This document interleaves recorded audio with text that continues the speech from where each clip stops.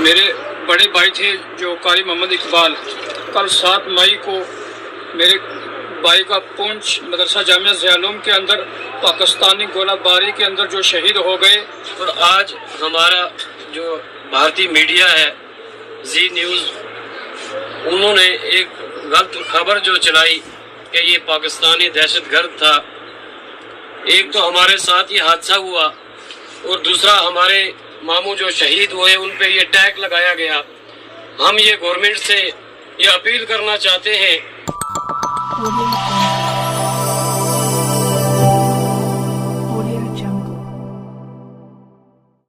भारत और पाकिस्तान के बीच तनावपूर्ण हालात में युद्ध की स्थिति बनी हुई थी, लेकिन भारतीय सेना और सरकार की सूझबूझ से इतना सब कुछ होने पर भी ना तो युद्ध का ऐलान किया गया और ना ही कोई बड़ी त्रासदी दोनों ही देशों में फैली।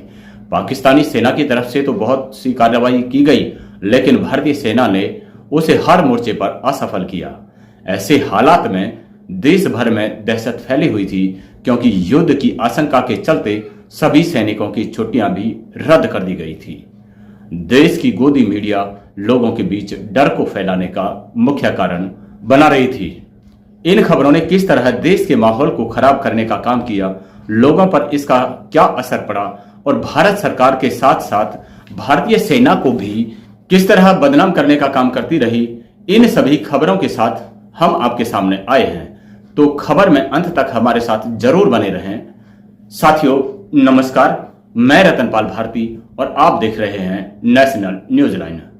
पिछले दिनों भारत और पाकिस्तान के बीच वार की लगभग स्थिति बन गई थी। दोनों ही देशों के बीच तनाव का कारण आतंकवादी गतिविधियां थीं जो पाकिस्तानी आतंकवादियों के द्वारा अंजाम दी गई थी। पाकिस्तानियों ने जो पहलगाम में किया उसके लिए उन पर लगाम लगाना भी जरूरी था। भारत सरकार के द्वारा पाकिस्तान में शरण लिए हुए आतंकवादियों पर हमला करते हुए उनके ठिकानों को ही निशाना बनाया गया, यह भारतीय सेना ने ऐलान किया। पाकिस्तान की इस पर जो प्रतिक्रिया थी वह सवालों के घेरे में थी, क्योंकि फिर भी पाकिस्तान सेना ने हमला किया। शांति से वार्ता करने के बजाय पाकिस्तानी सरकार और उसके अधिकारी परमाणु बम तक की धमकियां देने लगे। तो तैयारी भारतीय सेना की तरफ से भी की जानी आवश्यक थी, लेकिन इतना सब कुछ हो जाने के बावजूद भी भारतीय सेना या सरकार ने युद्ध की घोषणा नहीं की।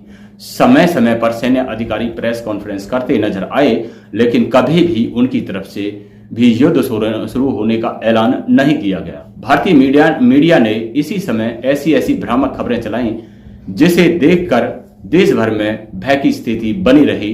गोदी मीडिया के नाम से बदनाम यह मीडिया नहीं बल्कि जोकरों की टोली का काम कर रहा था। कोई कह रहा था कि पाकिस्तान में घुसी भारतीय सेना, तो कोई जयपुर हवाई अड्डे के उड़ाए जाने की खबर चला रहा था, कोई राजौरी में फिदायीन हमले की खबर चला रहा था, तो कोई कह रहा था कि भारतीय सेना ने कराची पर हमला कर दिया। नाटकीयता की हद तो तब हो गई जब जी न्यूज ने अपनी ही पुल पट्टी खुद ही अपने हाथों खोल दी। जी न्यूज ने खबर चलाई थी कि जी न्यूज से घबराया पाकिस्तान। जी न्यूज वालों ने कौन सी ऐसी मिसाइल अपने न्यूज रूम से निकाल कर पाकिस्तान पर दागी थी जिससे पाकिस्तान घबरा गया, हमें तो अभी तक इस बात का पता नहीं चला है। लेकिन अगर आप लोगों को पता हो तो हमें जरूर बताएं। गोदी मीडिया वाले ऐसी खबरें चलाते हैं जिनका ना तो सेना को पता था और ना ही सरकार को।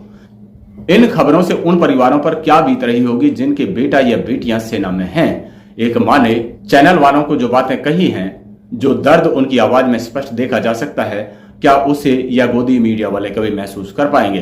क्योंकि यह तो युद्ध को वीडियो गेम ही समझते हैं ना। टीवी पे बैठे लोगों से अपील करती हूँ कि कम से कम अब जो देश के हालात हैं उसमें कम से कम इंसानियत दिखाइए। टीआरपी के लिए कुछ भी करेंगे तुम लोग। कोई पिक्चर का डायलॉग मार रहा है क्या? बॉर्डर पे कोई कंप्यूटर से में लड़ाई चल रही है क्या? शर्म आनी चाहिए तुम लोगों को। जिस माँ का बेटा वहां बॉर्डर पे गया हुआ है, क्या वो माँ के गले से रोटी का एक निवाला उतर रहा है? रात रात भर जागते हैं, भगवान से प्रेयर करते हैं वो लोग, और तुम टीवी पे अपनी टीआरपी के लिए कितनी बकवास किए जा रहे हो। तुम सुधरने वाले नहीं हो टीवी वाले। पैसे के लिए कुछ भी करोगे, कुछ भी बोलोगे, लेकिन देशवासियों से अपील करती हूँ, टीवी चैनलों की बातों पे भरोसा ना करें। भारतीय सेनाओं पे हमें पूरा भरोसा है। हमारी भारतीय सेनाएं बहुत मजबूत हैं, बहुत बहादुर हैं। और जब हमारी सेनाओं की तरफ से कोई बयान आता है, सिर्फ और सिर्फ उसी पे भरोसा करें।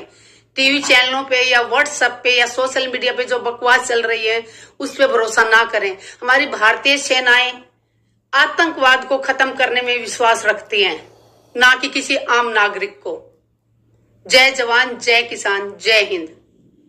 मोहम्मद जुमैर ने भी आज तक के एक ऐसे शो के बारे में जिक्र करते हुए बताया कि गोदी मीडिया के बड़े बड़े स्टार एंकर पुराने वीडियो चलाकर पाकिस्तान का ड्रोन हमला बता रहे हैं। 2021 इजराइल युद्ध के समय के एक वीडियो को श्वेता सिंह ने अपने शो के दौरान चलाया और बताया कि ड्रोन हमला अभी जैसलमेर में हुआ है। इसके साथ ही हिंदू मुस्लिम के बीच जहर घोलने का काम भी गोदी मीडिया लगातार करता आ रहा है।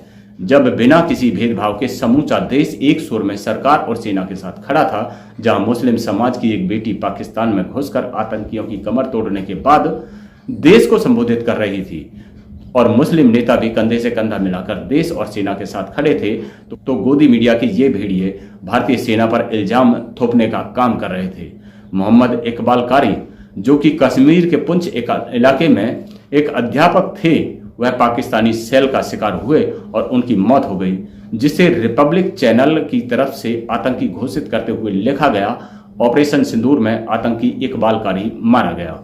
उसको पुलवामा हमले का हमलावर भी बता दिया गया। परिवार और उसके गांव वालों का क्या कहना है, जरा ये भी सुनते हैं। मैं कारी मोहम्मद फारूक, मेरे बड़े भाई थे जो कारी मोहम्मद इकबाल, कल 7 मई को मेरे भाई का पुंछ मदरसा जामिया ज़ियालूम के अंदर पाकिस्तानी गोलाबारी के अंदर जो शहीद हो गए। और हमारे हिंदुस्तान की गोदी मीडिया चैनल और जी न्यूज़ जो है उसने इनके मुतालिक गलत न्यूज़ चलाकर और इनको पाकिस्तानी दहशतगर्द कहा और हमारे दिलों को ठेस पहुँचाई। हम पहले भी जख्मी थे, हमें ये हादसा हुआ और गोदी मीडिया ये बकवास कर रही है, ये झूठ फराड कर रही है कि ये पाकिस्तानी दहशतगर्द था। हम इसकी पुरजोर लफ्ज़ों में मजम्मत करते हैं। ये मेरे घर के, उनके घर के सबके परिवार हैं, ये उनके बच्चे हैं मेरे साथ खड़े। हम इसकी मजम्मत करते हैं और डीसी साहब, एसपी साहब और गवर्नर साहब से हम अपील करते हैं कि इनके खिलाफ कड़ी कार्रवाई की जाए और इनके खिलाफ FIR लगानी चाहिए और इनको कड़ी से कड़ी सजा देनी चाहिए ताकि ये झूठ ना बोले। और ये हमारे गाँव के चौकीदार हैं और इनके ये भांजे हैं। अब ये बात करेंगे। अस्सलाम वालेकुम रहमतुल्लाहि व बरकातुहू।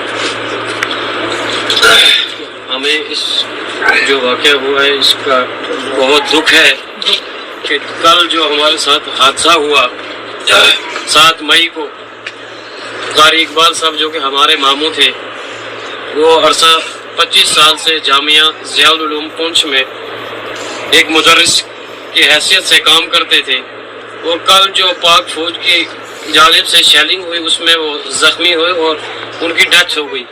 और आज हमारा जो भारतीय मीडिया है जी न्यूज़, उन्होंने एक गलत खबर जो चलाई कि ये पाकिस्तानी दहशतगर्द था। एक तो हमारे साथ ये हादसा हुआ और दूसरा हमारे मामू जो शहीद हुए उन पे ये टैग लगाया गया। हम ये गवर्नमेंट से ये अपील करना चाहते हैं कि इनके खिलाफ कड़ी। अब सवाल उठता है कि जब परिवार और गांव वाले लोगों का कहना है कि वह शरीफ आदमी था और अध्यापक के तौर पर बच्चों को पढ़ाता था, तो यह मीडिया उसे आतंकी क्यों बता रहा है और क्यों उसकी हत्या में भारतीय सेना का हाथ बता रहा है, जबकि वहां का लोकल समाचार पत्र इस बात की खुलासा कर रहा है कि वह एक अध्यापक था और पाकिस्तानी बमबारी में मारा गया। एक सवाल और भी है कि अगर वह पुलवामा हमले का हमलावर था तो अब तक मीडिया ने ये खबर देश को क्यों नहीं बताई। एक शरीफ नागरिक की हत्या को भारतीय सेना के मत्थे मढ़ने के लिए क्या ऐसी मीडिया संस्थानों पर कार्रवाई नहीं होनी चाहिए? सरकार के लिए तो यह मीडिया चैनल प्रचार प्रसार का साधन है, लेकिन भारतीय सेना के लिए बदनामी का अड्डा बन चुके हैं। सरकार और सेना से कई मंचों पर